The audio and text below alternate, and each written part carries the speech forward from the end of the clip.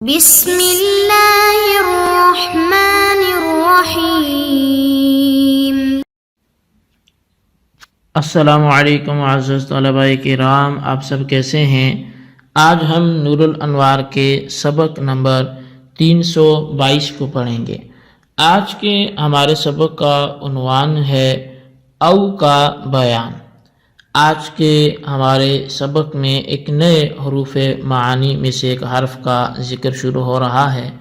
اور چونکہ یہ بات آپ کے علم میں ہے کہ حروف معانی کی بحث جب سے شروع ہوئی تو ہم نے حروف عاطفہ کا آغاز کیا، اور حروف عاطفہ میں سے پہلے واو کو بیان کیا، اس کے حقیقی استعمال اور مجازی استعمال کے بعد فا کا ذکر آیا۔ تو فا کا بھی جب حقیقی اور مجازی استعمال پڑھ لیا گیا اور ان کی بنیاد پر جو احناف پر اعتراضات اور جوابات تھے وہ بھی بیان کر دیے گئے، تو پھر ثم کا بیان کیا گیا۔ تو ثم کے بھی حقیقی اور مجازی معنی بیان کیے گئے۔ اس کے بعد بل کا ذکر آیا، بل کی بھی جب تفصیل مکمل ہوئی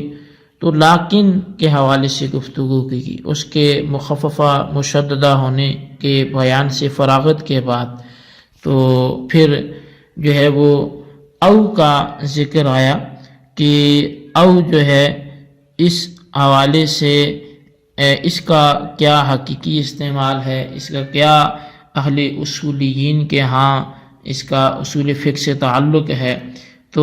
اس لیے آج کی جو ہماری گفتگو ہے وہ او کے متعلق ہے، جو کہ حروف معانی میں سے ایک حرف ہے۔ تو آج کے ہمارے سبق کی عبارت وہ او لأحد المذکورین سے شروع ہوتی ہے۔ آئیے سب سے پہلے ہم آج کے سبق کی عبارت پڑھتے ہیں، اس کا ترجمہ کرنے کے بعد پھر وضاحت کی طرف بڑھتے ہیں۔ مصنف علیہ رحمہ لکھتے ہیں وَأَوْ لِأَحَدِ الْمَذْكُورَيْنِ، اور کلمہ او مذکورین میں سے کسی ایک کے لیے آتا ہے، یعنی دو ذکر کی ہوئی چیزوں میں سے کسی ایک کے لیے آتا ہے۔ وَقَوْلُهُ هَذَا حُرٌّ أَوْ هَذَا كَقَوْلِهِ أَحَدُهُمَا حُرٌّ، اور جیسا کہ کسی شخص کا یہ کہنا کہ ہاذا حر او ہاذا یہ آزاد ہے یا یہ، تو اس کے اسی قول کی طرح ہے کہ احدہما حر، ان میں سے ایک آزاد ہے۔ وہذا مختار شمس الائمۃ وفخر الاسلام، اور یہ جو مذہب ہے یہ شمس الائمہ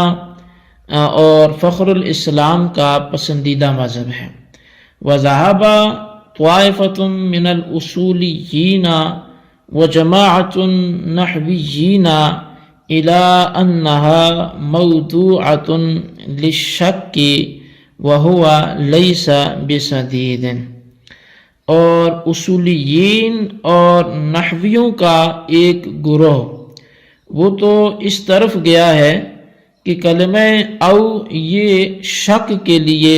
موضوع ہے، اس کو شک کے لیے وضع کیا گیا ہے، حالانکہ یہ قول ان کا درست نہیں ہے۔ لأن الشک لیس معنی مقصودا للمتکلم قصد تفہیمہ للمخاطب، وإنما يلزم الشک من محل الکلام وهو الخبر المجهول، ولذا لازم منه التخییر في الانشاء ولو سلم ان الشک مقصود فقد وضع له لفظ الشک۔ یہ قول اس لیے درست نہیں ہے کہ شک متکلم کا ایسا معنی مقصودی نہیں ہے، یعنی یہ معنی مقصود نہیں ہے جسے مخاطب کو سمجھانے کا اس نے ارادہ کیا ہو، البتہ شک صرف محل کلام سے لازم آتا ہے اور وہ خبر مجہول ہے، اسی وجہ سے اس سے انشاء میں تخییر جو ہے وہ لازم آتی ہے۔ اور اگر یہ بات تسلیم بھی کر لی جائے کہ یہاں متکلم کا مقصود وہ شک ہی ہے، تو شک ہی مقصود اگر یہ مان لیا جائے تو اس شک کے لیے الگ ایک لفظ شک وضع کیا گیا ہے، تو لہٰذا وہ اسی لفظ پر بند ہوگا۔ جی طلبہ کرام، یہ تھی ہمارے آج کے سبق کی عبارت اور اس کا ترجمہ۔ آئیے اب اس کی وضاحت کی طرف بڑھتے ہیں۔ حروف عطف میں سے کلمہ او کے بارے میں مصنف نے یہ فرمایا کہ کلمہ او معطوف علیہ اور معطوف دونوں میں سے ایک کے لیے آتا ہے۔ مذکورین سے مراد دو ذکر کیے ہوئے، تو دو چیزیں، ایک او سے ما قبل ہوتی ہے، ایک مو سے ما بعد ہوتی ہے، ایک معطوف علیہ ہوتا ہے، ایک معطوف ہوتا ہے، تو ان دونوں میں سے ایک کے لیے آتا ہے۔ یعنی کلمہ او اس بات پر دلالت کرتا ہے کہ معطوف علیہ اور معطوف ان دونوں میں سے جو لا علی التعیین کوئی ایک مراد ہے، تعیین نہیں ہے لیکن مراد ایک ہی ہے۔ چنانچہ ھذا حر او ھذا کہنا ایسا ہی ہے جیسا کہ احدہما حر کہہ لیا جائے، یعنی جس طرح احدہما حر سے غیر معینہ طور پر ایک غلام کو آزاد کرنا مقصود ہے کہ ان میں سے ایک آزاد ہے، اب کون سا یہ پتہ نہیں ہے۔ اسی طرح ھذا حر او ھذا کے ذریعے بھی لا علی التعیین غیر معینہ طور پر ایک غلام آزاد ہوگا کہ یہ آزاد ہے یا یہ، لیکن کون سا ہے یہ کنفرم نہیں ہے۔ تو شارح فرماتے ہیں کہ علامہ فخر الاسلام اور شمس الائمہ کا پسندیدہ مذہب بھی یہی والا ہے، اور اہل اصول اور نحات کی ایک جماعت کا وہ مذہب یہ ہے، وہ اس طرف گئے ہیں کہ کلمہ او خبر میں شک کے لیے آتا ہے، اور انشاء یعنی امر وغیرہ میں تخییر اور اباحت کے لیے آتا ہے۔ تخییر اور اباحت میں فرق ہے، اور وہ فرق یہ ہے کہ اباحت میں معطوف اور معطوف علیہ دونوں جمع ہو سکتے ہیں، لیکن تخییر میں دونوں جمع نہیں ہو سکتے۔ اب تخییر کی مثال جیسے اضرب زیدن او عمرن، کہ تو زید کو یا پھر عمر کو مار، اور مخاطب کے لیے دونوں میں سے کسی ایک کو مارنے کا حق تو حاصل ہے، لیکن دونوں کو مارنے کا حق حاصل نہیں ہوگا چونکہ تخییر میں دونوں چیزیں جمع نہیں ہو سکتی۔ اور اگر اباحت کی مثال دیکھی جائے تو وہ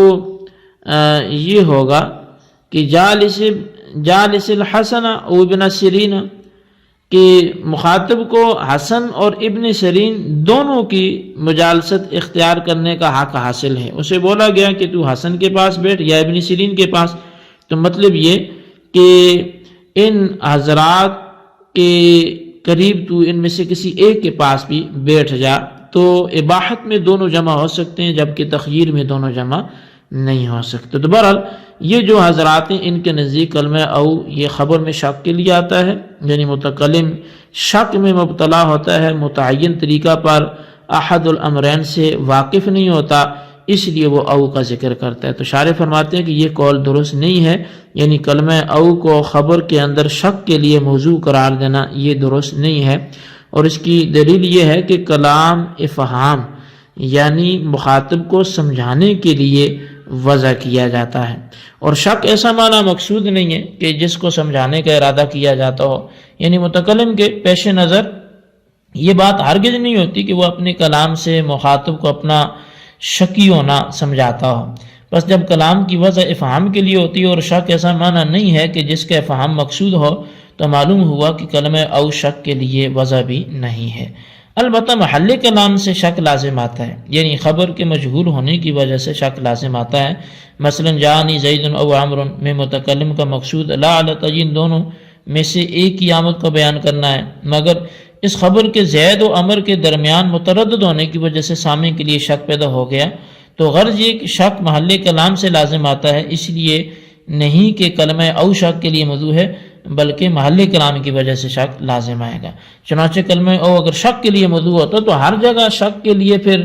یہی استعمال ہوتا، حالانکہ ایسا نہیں ہے، کیونکہ انشاء میں کلمہ او تخییر کے لیے آتا ہے اور اباحت کے لیے آتا ہے، شک کے لیے نہیں آتا۔ بس کلمہ او کا بعض مقامات پر مثلا انشاء میں شک کے لیے نہ آنا اس بات کی دلیل ہے کہ کلمہ او شک کے لیے وضع ہی نہیں ہے، شارح فرماتے ہیں کہ اگر اس بات کو تسلیم بھی کر لیا جائے کہ شک ایسا معنی ہے کہ جس کو سمجھانے کا متکلم ارادہ کرتا ہے، یعنی متکلم مخاطب کو اس بات کی خبر دینا چاہتا ہے کہ مجھ کو احد الامرین کی تعین میں شک ہے،